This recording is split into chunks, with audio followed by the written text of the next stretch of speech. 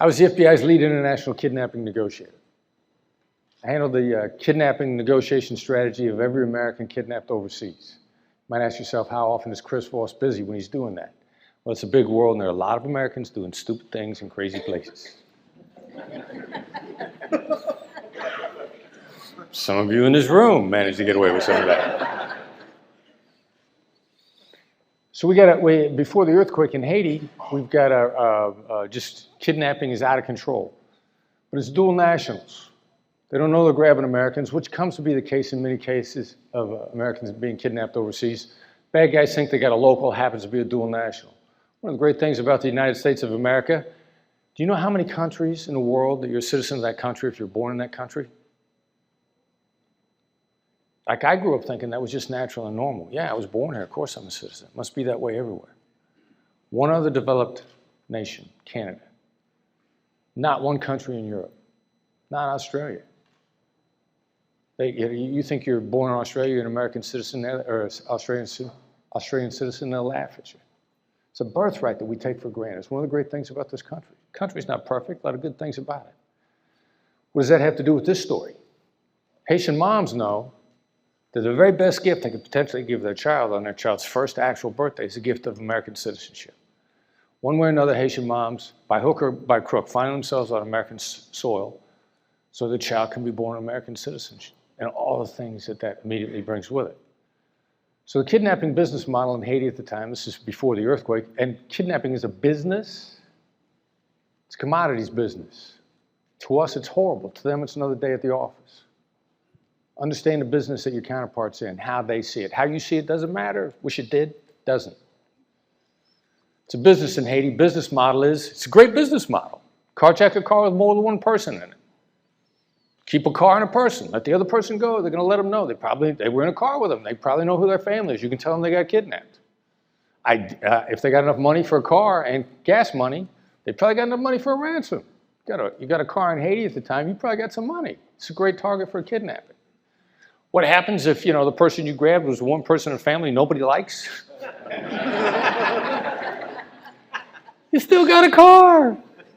Remember, you don't get in life what's fair, you get what you negotiate. If you want to become a better negotiator, click the link in the description below. It's a great business model. So and if there's a kid in there, even better. Family's more likely to pay. 12-year-old boy gets grabbed in a carjacking in Haiti. Father is not an American citizen, but he knows his son is.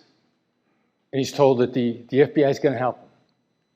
Now, I don't know what went through his mind when he was told that the FBI was going to help him, but I could imagine that probably he figured maybe about 15 minutes later, he's going to hear on the front door, and Will Smith and Tommy Lee Jones will be standing there.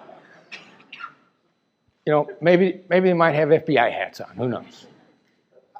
Instead, 15 minutes later, he gets a call from some guy in Washington, D.C., says his name is Chris Voss, and he's going to help him.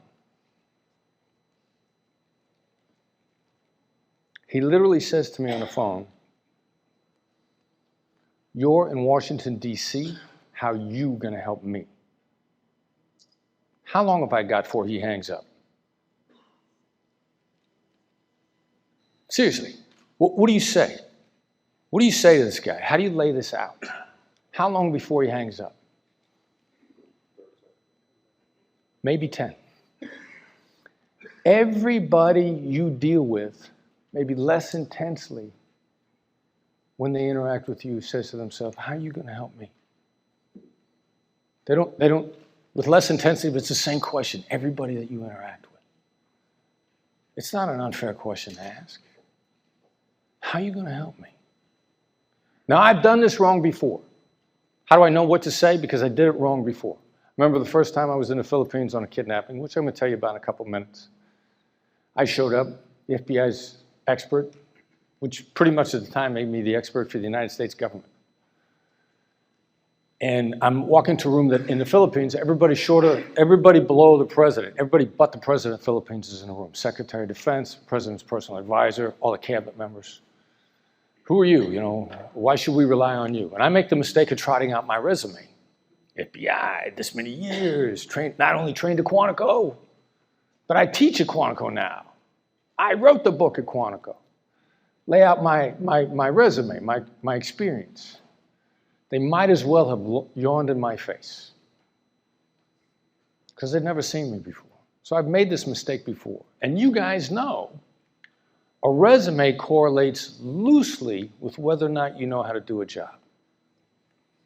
If your resume showed for sure that you could do a job, you'd never lose one. There'd never be a bad hire. There'd never be an employee that didn't work out. Correlates loosely with whether or not you know how to do the job. So what do I say to this father in Haiti? I got maybe somewhere between 3 and 10 seconds before the line goes dead. This is what I said. All right, so Haitian kidnappers are not killing kidnap victims these days. I realize that's really stupid because they kill each other at the drop of a hat, but for whatever reason, they're not killing kidnap victims. Now, today is Thursday, and Haitian kidnappers love to party on Saturday night. If you say the things I want you to say and you do the things that I ask you to do, we'll have your son out by late Friday, early Saturday morning. He said, tell me what you want me to do. And we had his son out Saturday morning. Did I lay my resume out? Did I lay a strategy out? Did I begin to provide value?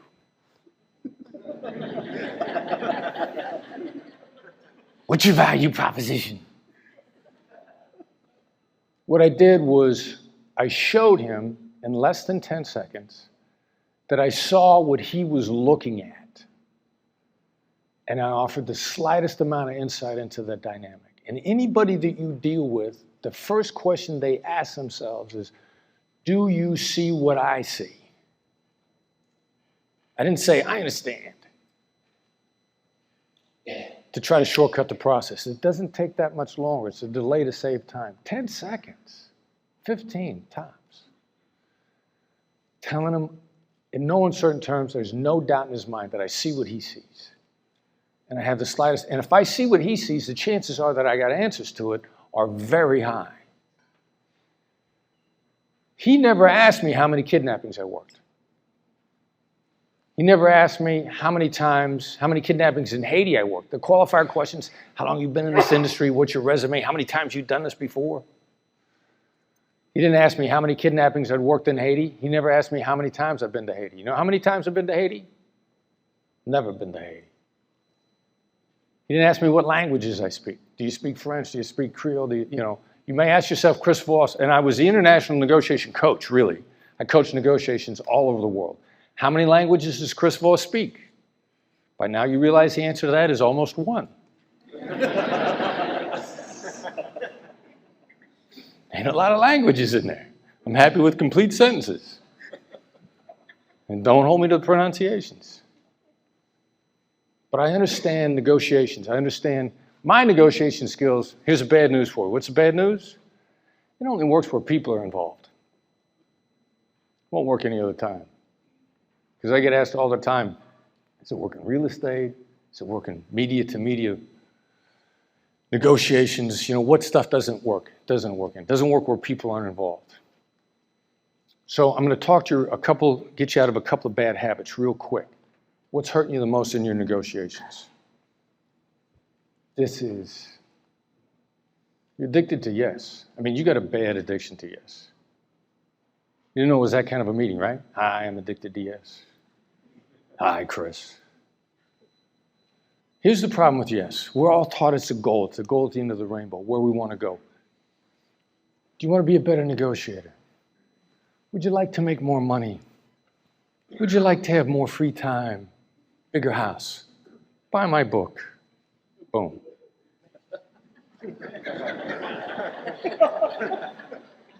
Yes is always a trap. It's always a trap. I don't know if this ever was a good idea. Maybe there was a point in time that it was a good idea to get people into yes mode or mere agreement.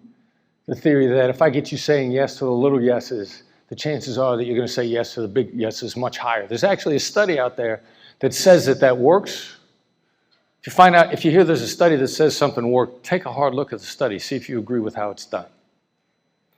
But even better still, ask yourself, If you pick up the phone, 6 o'clock at night, I don't care what time it is, 1 o'clock in the afternoon, and the person on the other end of the line says, would you like to make more money? You go, thank God you called. I've been waiting all day long for somebody to ask me that question. Somebody calls you on the phone and says, have you got a few minutes to talk? Well, nobody immediately says, yes. Any question, there are three kinds of yeses: commitment, confirmation, and counterfeit. People have gotten us, try to walk us in to commitment yes so much with confirmation yes, that the vast majority of us are good with counterfeit yes. That's all you ever hear, counterfeit yes. Nobody in my company or that I've trained ever calls people on the phone and says, have you got a few minutes to talk? Nobody. What does that do to you when somebody asks you that? It's at least 4 questions in one. If I have a few minutes, do I want to talk to you? If I have a few minutes, I don't want to talk to you, do I want to talk about what you want to talk about? How long is a few minutes? How do I get off the phone? The problem is, while all these questions are running through your mind, you're actually not listening to the other person. It's equivalent to talking to someone who has another person whispering in their ear. Watch out, it's coming, you know, there's a hook. How long is this going to be? They're taking you somewhere. Be careful, be careful. That person is whispering in there all the time. So the very first thing you could do is get out of that. And believe me, that's going to be one of the hardest things you have to overcome. It's not complicated. It's really difficult to break that habit. I hope I'm getting you to the point where you're worried about that. So you might be asking yourself, all right, so now what am I supposed to do?